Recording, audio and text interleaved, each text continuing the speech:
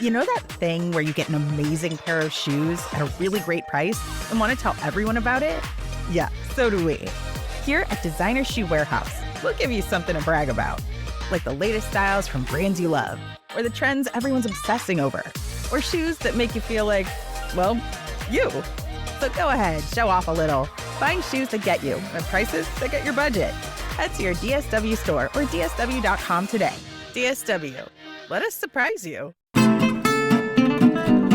Hello, everyone, and welcome to Fresh Take from What Fresh Hell, Laughing in the Face of Motherhood. This is Margaret, and today I'm talking to the three authors of Raising a Kid Who Can, Simple Strategies to Build a Lifetime of Adaptability and Emotional Strength.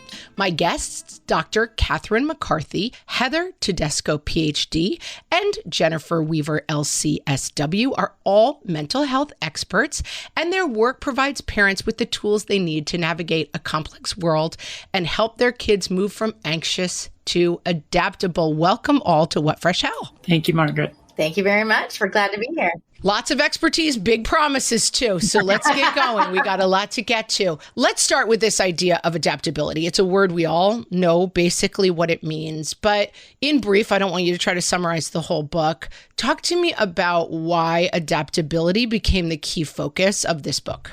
We wrote the book starting during the pandemic because of the crisis in mental health that we've been seeing in kids. We've been working with kids and families and parents for 20 years and or more, and all of us just in different ways.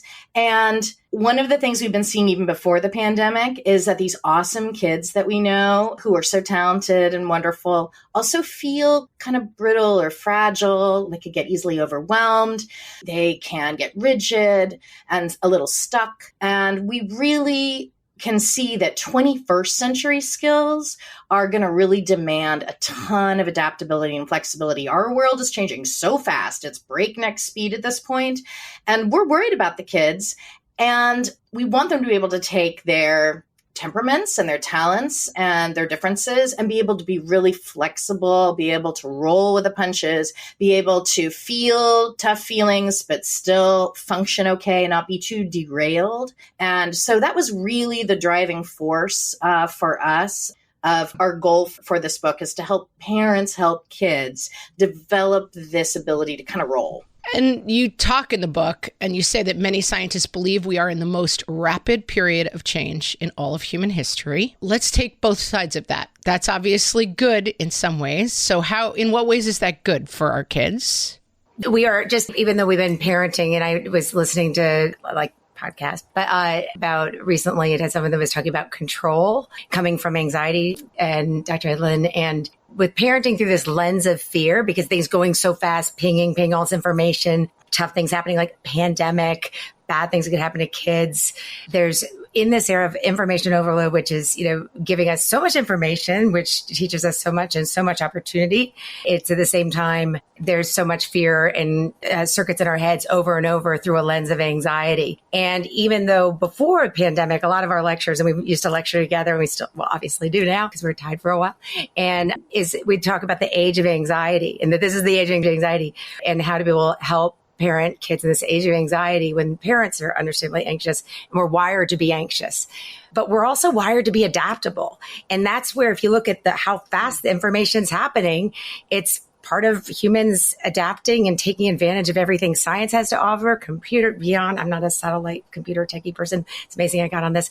So there's all this great information, education, being able to get through a pandemic, yin and yang that way. And with it, looking at our lens of not just, okay, this is how do we help people with anxiety, but how do we have people afraid of anxiety, including parents, and take advantage of evolution's, greatest gift, which is to adapt. We're highly adaptable. Look, 3 years ago, when we thought we got through the pandemic, we got through it, as parents, a lot of us might have thought we wouldn't have got through it. So with the intense information, giving us so much information, and at the same time can give us misinformation or anxiety-provoking information, we're adaptable, and we see it in this fast-paced world. Right. So you get to both sides of the equation. The good, lots of access to information. Great. The bad, oh no, too much information. Now we have a huge host of new things to worry about. Go ahead, Jennifer. And there's something else that we've found really could be a useful experience from some of the difficulty that's been happening, which is that our kids actually are already adaptable to uncertainty in a way that our generation never was. And so that's half the equation in a lot of ways in terms of being able to manage and roll, because so often what we're really trying to do is bring down the risk to zero, be certain about everything. That's what makes our brains really soothed.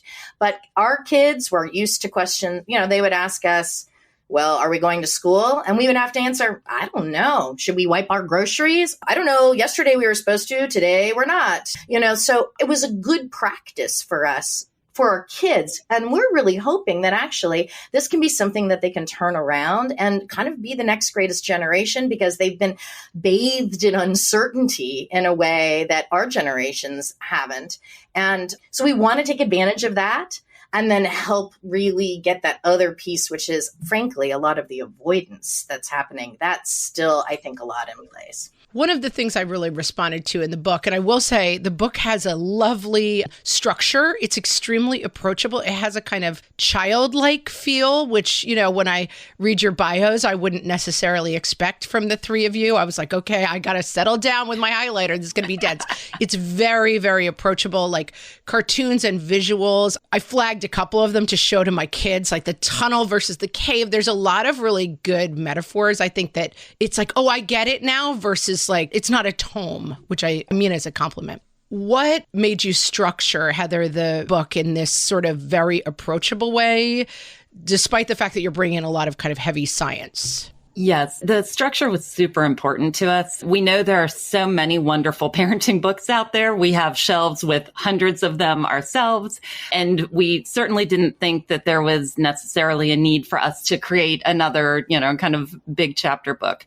But what we did think there was a need for was kind of a brand new type of parenting book. We actually considered a Rick Steves travel guide as a little bit of our muse, where we wanted to make it flexible enough that parents could, if they want to really learn and are really interested in, kind of what are the things that science tells us are most important for our kids' well-being and to help them thrive, they could kind of go through our 10 essentials. But if they're just having a problem in their family and they would like a few ideas for what to do about that, we wanted to make it very easy for them just to open up the book and pop in and, find something that they could use that day. And so we work, I work only with parents. And so, we all have a lot of contact with parents and realize that not everybody wants or needs the exact same thing. And so we wanted to offer people, kind of multiple ways that they could use this book and that they can use it over multiple years and multiple kids. We really tried to keep it, kind of open to how people want it. This takes me very nicely into my next question, that I have 3 kids. I have kids who are neurotypical and kids who are non-neurotypical.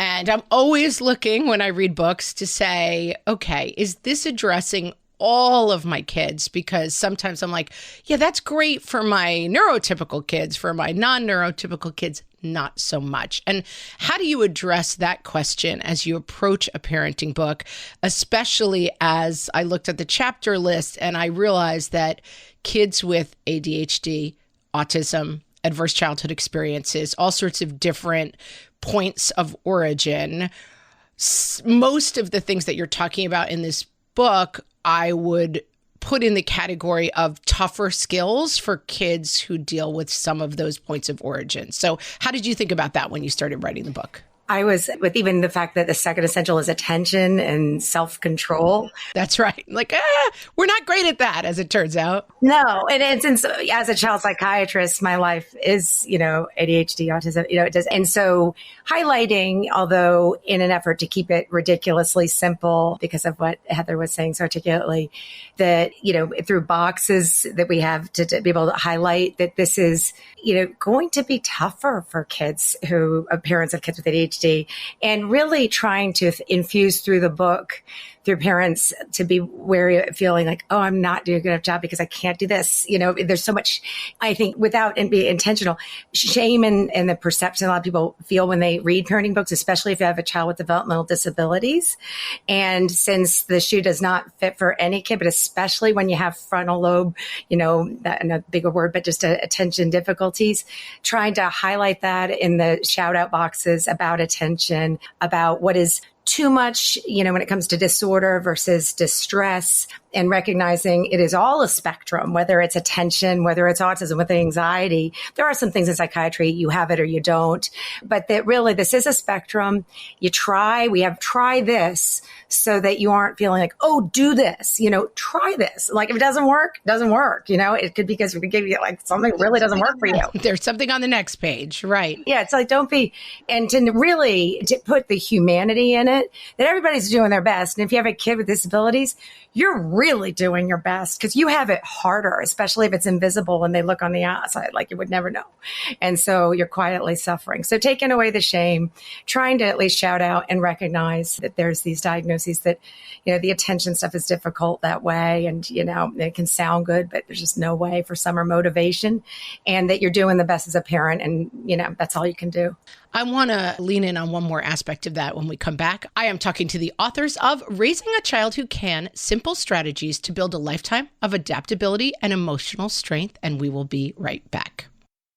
Hellions, it's time for some spring cleaning, and I don't just mean the coat closets. Doing your financial spring cleaning can actually be super easy when you let Monarch do your financial spring cleaning for you. One dashboard that gets your entire financial life organized. No more clutter, no more mess, no more logins scattered everywhere, just accounts, investments, property, and more, all in one place. Get your first year of Monarch for half off, just $50 with promo code FRESH. Monarch allows you to look not only at what you've already spent, but also to plan for the future. With Monarch, you can set savings goals, plan for big purchases, and notice spending trends before they become a problem. I can generate cash flow reports that show me what we spent this quarter, this month, what we're probably going to spend next month, and feel prepared, organized, and knowing how to plan for the future. No more surprises and a lot more clarity.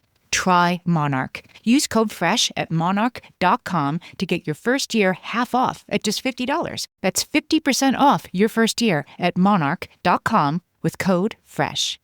My favorite skincare products actually feel more like self-care, like they're so nice to put on and they smell so good that I'm actually happy when I get to that part of my day. And I swear that is how I feel about Osea's anti-aging body balm. Amy, you are usually the lotions and potions queen on this podcast, but I have to say, hard agree. Osea's anti-aging body balm is a liquid silk body balm that combines the lasting hydration of a lotion with the firming power of a serum, leaving skin smoother and firmer. This body balm is clinically tested and designed to deliver visible results you can see and feel. So we've gotten to use this product for a couple of months now, and I swear I have really noticed firmer and smoother skin, like on the back of my hands. It's like getting a mini spa treatment from head to toe. Get a spring-worthy glow with clean, clinically tested skincare from Osea. And right now, we have a special discount just for our listeners. Get 10% off your first order site-wide with code FRESH at OseaMalibu.com. That's 10% off your first order with code FRESH at OSEAMalibu.com. One of the things that you talk about in the book, which I think is interesting, we have a lot of people who've talked about, I will say, lots of different aspects that you touch on here. And I would say one of the chapters about resilience. And I was always pushing back a little bit on resilience because it seemed like the top of the mountain to people for a long time. Like resilience was the most important thing. And I know people personally and have read books by people and know that people who had very, very difficult childhoods have extremely high resilience, but they're not necessarily they're struggling in a lot of areas, so that when we put one thing at the very top, and I like that you say these things are not linear, and that maybe I have a kid for whom attention will always be a struggle. But that doesn't mean like, oh, well, sorry, you failed the life test, out you go. And so talk a little bit about how these skills balance each other out. And is the goal to be strongest in the ones that we can do and then not worry about the other ones, to find balance? What's the goal? The goal is, of course, for us to play to our strengths in life. I think that's one of the challenges that we often forget for kids is that they are in this very unique situation during their, K through 12 education where they are generalists. And that certainly doesn't fit every kid. But we adults have the benefit, hopefully, of being able to lean into our strengths. And so where the essentials are concerned. Let me just interrupt you to click down on that, because this is advice that someone gave me a long time ago. And I feel like the term generalist may not resonate with everybody, but somebody explained this to me about a kid who was struggling a lot with transitions, that a kid in school needs to go to art class. Then it's like, no more art. Now it's math. Okay, wait, I'm good at math. No more math. Now it's English. And that is actually bears very little resemblance to how we live our lives as adults. Absolutely. And I found it very comforting. Like, oh, you're right. That's actually not, there's a lot of people who are not good at, like, stop doing what you're doing. Come do this other thing because the bell went off. Gymnastics. Yeah. So many kids we see, including, we have 8 kids between us, all the range of all sorts of stuff and life and all sorts of things. And also all the kids and families and parents we see, so often our advice is just get out of school.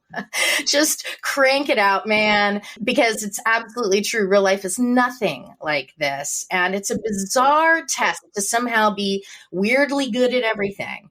It's also super weird in terms of all the focus on college and like this is all leading to this crazy tunnel of, the pinnacle of achievement, you got into a certain college or something where you have to have this sort of almost resume of experiences as opposed to just being a person under construction, as we all are still today. Right. There's a big survey that came out, and I can't cite the exact date of it, but pretty recently in Minnesota, like a huge number looking at what kids are still really stressed about, and you think after the pandemic and with this, like, would we be focusing on things that matter, taking away maybe SATs more, but kids, no matter where it went across all socioeconomic, stratification, like really stressed from a young age about college. Like that's just like in their heads and that's in the back of their minds when there's all these other things to be stressed about, and that causing just a ridiculous amount of anxiety, and that is that bigger stress. It makes no sense. So the book talks about 10 essentials, and I'm not going to try to get through all 10 of them because also, go buy the book, people. There's 10. You got to read it to get all 10. But I did want to highlight a couple of the chapters. And the first one is tolerating difficult feelings. We are tolerating many difficult feelings at my house because it is back to school. And we have gone from like wake up late, swim in the lake, play on our screens to wake up to the alarm, go to scary bad school, and it's not going great. And so, and I will say I have kids who are tolerating it well and kids who are tolerating it, shall we say, poorly. And so what makes this such an essential skill, tolerating difficult feelings? One of the things that we found in working with kids and families and parents these days is that a lot of kids actually have some pretty good ability to identify their feelings, more so than I think earlier generations. I think we've done a pretty good job with that, a lot of us. What they are struggling with is tolerating them because they seem to have this sense of, or we've accidentally sent the message of, you have these feelings, and if they're uncomfortable, they need to be fixed. There's something wrong with these uncomfortable feelings, and there needs to be a fix. So if Jane is sharing with Jeremy, and then Jeremy steals the toy, and Jane's upset, we have to fix that. But in fact, most feelings just need to be tolerated. And like you mentioned, the cave and the tunnel. So many kids actually avoid feelings because they are afraid they'll be stuck in them forever. And I think parents feel that way too. So parents are uncomfortable when kids are uncomfortable. So we want to shift our kids' feelings so we feel better too. And we want parents to also be able to sit with kids' uncomfortable feelings. That models for them that, in fact, this is that thing we were talking about before about being able to roll. You feel really scared about the test and you're going to go take it anyway. You feel really hurt about what somebody texted you in that text group and you're going to go to school. You can do both at the same time. You don't have to get it fixed before you move forward. Talk about the FAB sentence. This really spoke to me. It really jumped out to me. I wrote it down. That was one of your clients. Now you have to remind me what it is, even though one of my clients actually taught me this. So this teenage girl came in and she said, I'm going to break a fab. And I was like, what is this magical thing? I feel about this because of this. And that's exactly right. You name the feeling. And then I wish I could do that. I know it's a podcast, so you can't see, but I'm putting my fingers out. You name and describe the feeling so that you can look at it as separate from your being, yourself. You are aware of it. You see it. You're awake to it. You're not fighting it, but it's not going to control you. It's not going to take over everything. Bust a fab. So I have a feeling about something because of a reason, correct?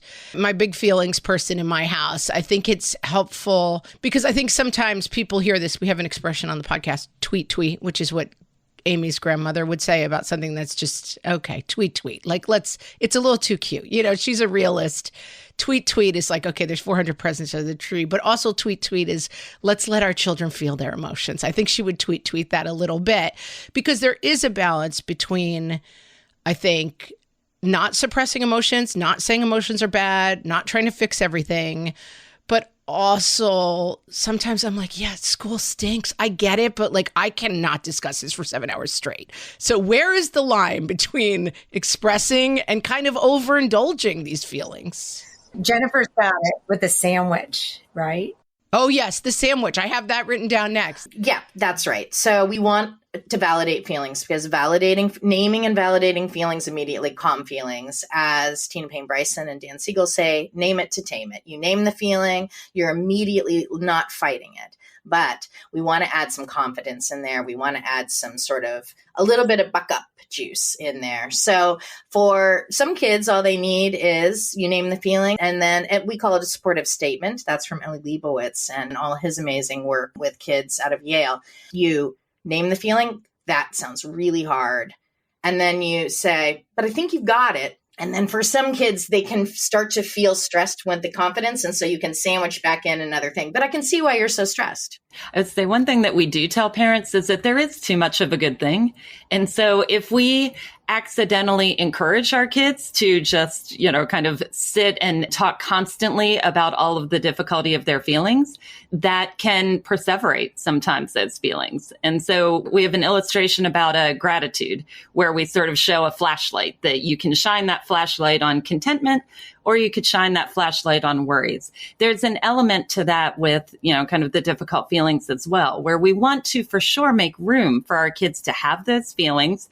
We want to be an empathetic, supportive presence to those feelings, but we don't want to all get stuck in them accidentally. I love that image. I am talking to the authors of Raising a Kid Who Can, Simple Strategies to Build a Lifetime of Adaptability and Emotional Strength, and we'll be right back. Amy, when I'm having a good hair day, it usually makes my whole day better. And that's why on every day, I'm taking Nutrafol. Nutrafol is the #1 dermatologist-recommended hair growth supplement brand, and it's the #1 hair growth supplement brand personally used by dermatologists. Nutrafol's hair growth supplements are peer-reviewed, NSF certified for sport, and clinically tested. Nutrafol offers multiple formulas for men and women, tailored to different life stages and lifestyle factors, so you get support that's actually right for you.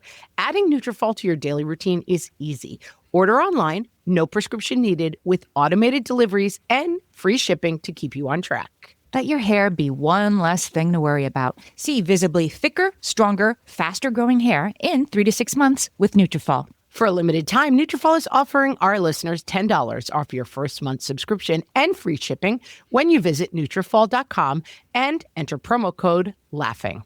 That's Nutrafol.com, spelled Nutrafol.com, promo code LAUGHING. All my kids learned to swim when they were little. It was super important to me that they be confident and safe in the water.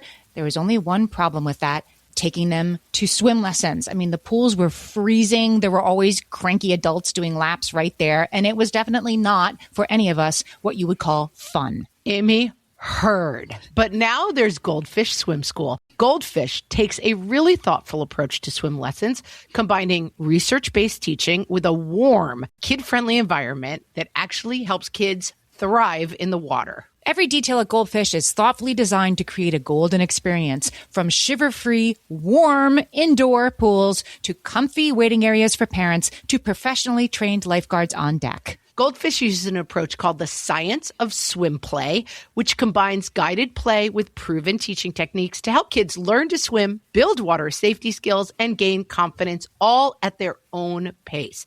Lessons are designed to meet kids exactly where they're at. If you've been thinking about swim lessons or just wondering where to start, this is a great opportunity. Right now, Goldfish Swim School is offering a waived membership plus your child's first lesson free at participating locations. Just visit goldfishswimschool.com/free to find a location near you and enroll using promo code FREE. That's goldfishswimschool.com/free, promo code FREE. Amy, let me tell you about a magical place that is so exactly designed to be enclosed space, year-round fun for the whole family that I bet you already know what I'm going to say before I even say the name. Let's say it together on 3. 1, 2, 3. Great Wolf Lodge. You got it, Amy. My kids loved Great Wolf Lodge when we went. You probably already know that it has a huge indoor water park with a wave pool, lazy river, a bunch of massive water slides. But then your pack can hit the other attractions because wait, there's more. Great Wolf Lodge has adventure-packed attractions like Magi Quest, a live-action game kids can play throughout the lodge, plus the Northern Lights Arcade. Spent some quality time there, so your kid who loves the lazy river and your kid who loves fantasy games will both have a great time. Great Wolf Lodge also offers great dining options and complimentary daily events like nightly dance parties, all under one roof. Unpack the car once and you're settled in to have fun. And with 22 lodges across the country, you're always a short drive away from adventure. We've both had such great times at Great Wolf Lodge, so bring your pack together at a lodge near you. Learn more at greatwolf.com and strengthen the pack. Let's talk about the chapter called Accepting Anxiety. Perhaps a chapter written for me, not my children. And I do like at the end of the book, you're like, oh, by the way, use these for yourself as well. It's not actually just for your kids. You say anxiety is a dance between the parent and child, but there are many ways where the parent can lead. I really liked that image. It's like you're leading a dance, you're not controlling a narrative. What's the difference? I think so much of, just again comes back to control. And part of the reason, because anxiety feels so unpleasant because it is a mini fight or flight response, we want it to go away. It's just a really, it's not just doesn't feel good to have all that adrenaline that has nowhere to go and run. And so with wanting to, whether relieve it in ourselves or in our kids, you have this either trying to fix it, avoid it, swooping in. And so the dance of kids experiencing anxiety and parents, okay, we got to help make this go away, divert, or parents having anxiety and then wanting to make sure everything's okay, the back and forth. When it is the human condition and accepting it, that we have to have anxiety. We have to. And it's super unpleasant. Not have to be like, oh, give me more experiences for anxiety. I want to have a lot of those. We get plenty all the time. And some of us have bigger amygdalas for real. That's been found. We have bigger fight or flight response. We're born with them. So we're going to get like more unpleasant experiences, even though no one knows it's like each other's head. And so with that, recognizing we have it, it comes and it goes, and we can it's where we put our attention, try to move our attention to other places. We can be present with it, but we don't have to be fixing it in either one. And the goal isn't to always get to a place where we have that control. If we could all wake up and always have control, that'd be great. We all want that. That's our drive, but it isn't going to happen. And it's so not realistic. My kids are just doing back to school. And one of the things they're talking about is school shooter drills. And one of my kids is really struggling with it. And she said, they're teaching them like how not to open doors and all this different stuff. And it's super scary, tear inducing, and said to me, I said, well, listen, all I can tell you is that the chance of that happening is extremely small statistically. I know it seems like something, and she said, right, but they wouldn't teach it if the chance was 0. And I was like, all right, you got me, small child. You're not wrong. And I think there is a point where you have to actually say, we don't have this. And maybe the pandemic helped with that instinct for us, as you were saying, Jennifer, of like, we had to say, I don't know a lot. And I guess my question is, it's okay for our kids to see us not knowing the answers, correct? It is not just okay, it's actually necessary. That is how we help equip our kids to function well throughout their lifetime. And it goes directly into that parenting instinct, which is to help our kids, to alleviate their suffering, to protect them, to love them.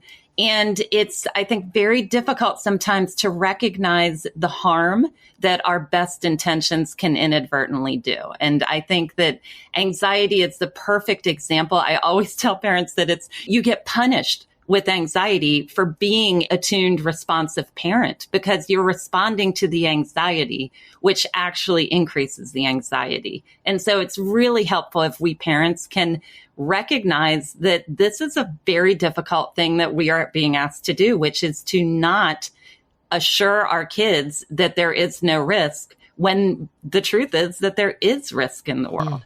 I'd like to turn to the chapter and the essential that is compassion and gratitude, because I feel like this is something that gets skipped a lot in the parenting discussion because we're like, this is the hack and this is how you're going to make them. And this is how they're going to get grit. There's a box full of self-esteem. You're going to find it out in the woods and hand it to your kid.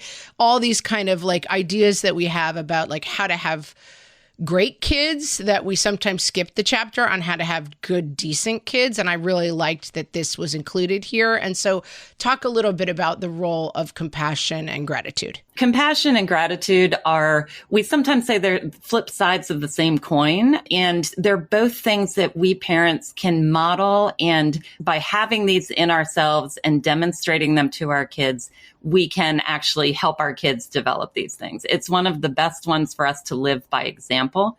We always say the bad news is you have to do it. The kids are going to turn out pretty close to who you are, unfortunately. I would love to tell you there's a secret book, but they're watching what you do. Yeah.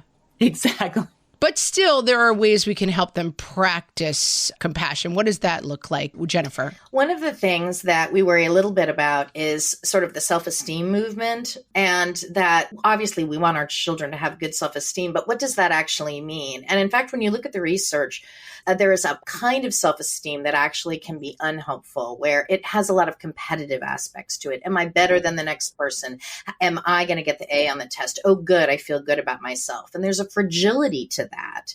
What we really are looking for is for kids to have compassion for themselves. Self-compassion leads to compassion for others, but self-compassion also allows you to function much better in the world than self-esteem, because you can love yourself and feel good about yourself with a C on that test. You can love yourself when you make a mistake. When you're able to like and love yourself that way, you're able to learn from your mistakes more easily because you're calmer and you're able to shift to next time, but you're also so much more able to extend that compassion to other people because you recognize their humanity and their foibles and fragilities and mistakes as well.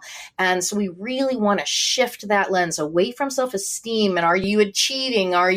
What's your status? And more toward, we have a common humanity. Who are you?